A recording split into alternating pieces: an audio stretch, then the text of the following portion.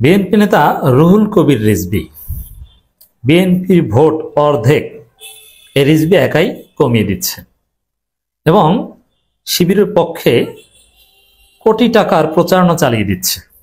রিজভী বলছে আর বিএনপির বটফোর্সের লোকজন শেয়ার করছে আর শিবিরের প্রচারণা হচ্ছে। মজার ঘটনা। দর্শক, রুহুল কবির রিজভীর যে বক্তব্যটা আমি এখন বিশ্লেষণ করব, এটা বিশ্লেষণ করার মতো কোনো বিষয় না, এটা একটা হাসাহাসির বিষয়, এটা একটা ট্রল করার মজা নেয়ার বিষয়। রিজভী কি বলছেন যে এই যে ঢাকা বিশ্ববিদ্যালয়ের ছাত্রদের লোহার খাট দিচ্ছে, এটা রাষ্ট্রদ্রোহিতা। শিবির দিচ্ছে, এটা কি এতিমখানা? আবার ডাকসু ভিপি নাকি দোকানদারদের জরিমানা করে, ওটা জামাতের বাইতুল মালে জমা হয়। এই যে বক্তব্যগুলো, এটা বিশ্লেষণ করা কিছু না, জবাব দেওয়ার বা প্রতিবাদ করা কিছু না, এটা মজা করার বিষয়। পাগলারে জিলাপি দিও না, পাগলায় তিতা মিডা বোঝে না। এতদিন বিএনপিতে ছিল ফজু পাগলা, এখন আর এক পাগলার আবির্ভাব হয়েছে, রিজভী পাগলা। তো দর্শক,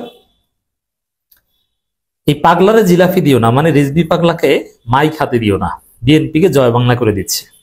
আপনি চিন্তা করেন, ফজু, রিজভী এরকম কয়েকজন যদি বিএনপিতে থাকে, জামাত শিবিরে কোনো কষ্ট করা লাগবে না, তারা আরামে পায়ের উপর পা তুলে ঘুমাবে। এরাই তো নিজেরা জয় বাংলা করছে। জামাতের ভোট, শিবিরে ভোট এরাই বাড়িয়ে দিচ্ছে। শিবির খুব আক্ষেপ করছে যে ফজলুর রহমানকে কেন বিএনপি 3 মাসের জন্য পদস্থগিত করলো, না করলে ভালো হতো। একটা ডেলিভারি দিত আর ছাত্র দলের ভোট ড্রাস্টিক্যালি রিডিউস হতো। শিবিরের আক্ষেপ সম্ভবত আল্লাহ শুনেছেন যে আল্লাহ রিজভীকে ফজু পাগলা বানিয়ে দিয়েছেন। এখন রিজভী বলছে সামনে রাকসু ইলেকশনে ভোট কমছে, চাকসু ইলেকশনে আরো কমবে। এরপরে জগন্নাথ, সেই শাহজালাল বিজ্ঞান ও প্রযুক্তি বিশ্ববিদ্যালয়, তারপরে কুমিল্লা, সব জায়গায় ছাত্র দলের জয় বাংলা হওয়ার চমৎকার বন্দোবস্ত করছেন এই রুহুল কবির রিজভী। এবার আসি তার বক্তব্য একটু আপনাদেরকে, এটাকে বিশ্লেষণ বলে ছোট করতে চাইনি বিশ্লেষণকে। বিশ্ববিদ্যালয় এতিমখানা নয়, খাট দিয়ে ফলাও করে প্রচার চালাবে। এখন রিজভীর বক্তব্য হচ্ছে যে শিবির, জামাত নাকি প্রচারণা চালাচ্ছে যে তারা 100 লোহার খাট দিয়েছে মহসিন হলে শিক্ষার্থীদের। প্রথম কথা হচ্ছে যে শিবিরের বা জামাতের কেউ বলেনি কোথাও, ঢাকা বিশ্ববিদ্যালয় কখনো কোথাও বলেনি, এরকম কোনো ঘটনাই ঘটেনি যে শিবির 100 খাট দিয়েছে। ওটা ছাত্র সংসদ দিয়েছে, শিবির নয়। দেখেন মজাটা খেয়াল করেন, এই যে আমি বললাম যে রিজভী পাগলা, প্রমাণটা দেখেন। মহসিন হল ছাত্রদল, যেহেতু তাদের কোনো রাজনীতি নাই, দেউলিয়া সংগঠন, কোনো ইস্যু, কোনো ক্রিয়েটিভ কিচ্ছু নাই, এরা আমির হামজার বিরুদ্ধে মাঠে নেমেছে।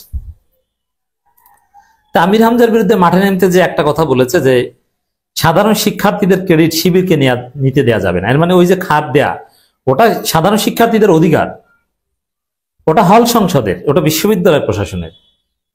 সাধারণ শিক্ষার্থীরা ভোট দিয়ে ভিপিজিএস বানিয়েছে, তারা খাত দিয়েছে, এখানে শিবির কি? এই ক্রেডিট শিবিরকে নিতে দেওয়া যাবে না।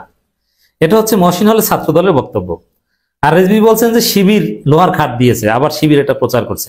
শিবিরের লোহার খাট দেওয়া ঠিক হয় না, কেন? এটা কি এতিমখানা? লোহার খাট শিবির কেন দেবে? ওটা তো রাষ্ট্রদ্রোহিতা, এটা রাষ্ট্র দেবে। তো প্রথম কথা হচ্ছে ঢাকা বিশ্ববিদ্যালয় সরকারি না, এটা স্বায়ত্তশাসিত। এখানে সবকিছু রাষ্ট্রের কথা চলে না। এখানে বিশ্ববিদ্যালয়ের আইন অনুযায়ী অ্যালামনি অ্যাসোসিয়েশন আছে। আর বাংলাদেশের রাষ্ট্রীয় মূল্যবোধটা কি? সেখানে পিপিপি সিস্টেম আছে, সব জায়গায় পাবলিক প্রাইভেট পার্টনারশিপ সিস্টেম আছে। সরকার এবং প্রাইভেট সেক্টর মিলেমিশে কাজ করে এবং প্রাইভেট সেক্টরকে বিভিন্ন জায়গায় ওয়েলফেয়ার অ্যাক্টিভিটিসে এগিয়ে আসার জন্য রাষ্ট্র বরং আহ্বান জানায় এবং তাদেরকে পুরস্কৃত করে। কেউ যদি এ ধরনের ওয়েলফেয়ার অ্যাক্টিভিটিস করে, যেমন শিবির যদি আসলেই খাত দিয়ে থাকতো, দেয়নি কিন্তু যদি দিয়ে থাকতো, রিজভী শিবিরের পক্ষে বলে দিচ্ছে, শিবির বলেনি। এখন রিজভীর কথায় কি প্রমাণিত হলো? রিজভী যে উদ্দেশ্যে বলুক, রাষ্ট্রদ্রোহিতা বলুক আর যাই বলুক, শিবির লোহার খাট দেয় ঢাকা বিশ্ববিদ্যালয়।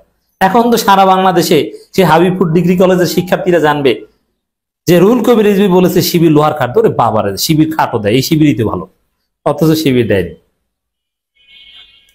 এরপরে রুহুল কবির রিজভী বলছেন যে আর দোকানদারদের নাকি জরিমানা করছে, ডাকসু ভিপির কাজ এটা, এবং জরিমানার টাকা নাকি জামাতের বাইতুল মালে যায়। প্রথম কথা হচ্ছে, ডাকসু ভিপির ক্ষেত্রে এরকম জরিমানা কোনো ঘটনা ঘটেনি। রুহুল কবির রিজভী জানেনই না, আবাসিক নেতা, এর ব্রেইন ঠিকভাবে কাজ করে না, কপাল ঘুচিয়ে কথা বলে, সুন্দরভাবে সাজিয়ে গুছিয়ে কথা বলতে পারেন না, মানে আবল তাবল বলেন, আবৃত্তি করেন, কবিতার ভাষায় কথা বলেন, পলিটিক্যাল কোনো স্টাইল নেই তার কথায়। ডাকসু ভিপি কোথাও কাউকে জরিমানা করেছেন এরকম কোনো রিউমারও কোথাও নাই, কোনো গুজবও নাই। এই গুজব রিজভী কোথায় পেলেন? হ্যাঁ, সূর্যসেন হলের ভিপির ক্ষেত্রে এরকম একটা তথ্য শোনা গেছে, কিন্তু এটা সুরাহা হয়েছে, এভাবে জরিমানা করার এখতিয়ার ভিপির নাই, শেষ। কিন্তু সেই টাকা ডাকসুর ভিপির ক্ষেত্রে কিন্তু রিজভী ভেবেছিল যে সাদিক ক্যাম এটা করেছে, মানে রিজভীর কথা মিথ্যা। এটা সূর্যসেন হলের ভিপির ক্ষেত্রে। আর দ্বিতীয় হচ্ছে, টাকা বাইতুল মালে গেছে না কোথায় গেছে এটা রিজভী জানেন কিভাবে? এই টাকা পৃথিবী উল্টে গেল, আমি চ্যালেঞ্জ দিয়ে বলছি, শিবিরের কিংবা জামাতের বাইতুল মালে যায় নাই। তাহলে কি প্রমাণিত হলো? যে রুহুল কবির রিজভী মিথ্যুকের ঘরের মিথ্যুক, ওর 14 গোষ্ঠী মিথ্যুক, মিথ্যুকের দলের মিথ্যুক, ওর দল মিথ্যুক, রিজভী মিথ্যুক, পাগলা। তিতা মিডা বোঝে না, মাইক হাতে পেয়েছে, কি বলছি, মশিনল ছাত্রদল কি বলছে আর এই পাগলা কি বলছে। রিজভী কোশ্চেন গেল প্রমাণ করতে পারবেন না যে ওই জরিমানার টাকা 3000 হোক আর 300 টাকা হোক জামাতের বা শিবিরের বাইতুল মালে গিয়েছে, এরকম কোন ঘটনা ঘটেনি। তাহলে মিথ্যা কথা তিনি কেন বলছেন? একজন মিথ্যুক, একটা দলের কেন্দ্রীয় দায়িত্বশীল যদি এরকম মিথ্যুক হয়, সেই দলটা কতটা দেউলিয়া এবং কতটা খারাপ অবস্থায় আছে বুঝতে আর বাকি আছে? একজন গুজব ফোর্সের দপ্তর সম্পাদক, এত বড় গুজব, গুজব তো স্মার্টলি ছড়ানো যায় ভাই, কিন্তু আপনি এগুলো কি শিশুর মতো, বাচ্চাদের মতো মিথ্যা কথা বলছেন। ছোট বাচ্চারা যেরকম মিথ্যা কথা বলে না, ওইরকম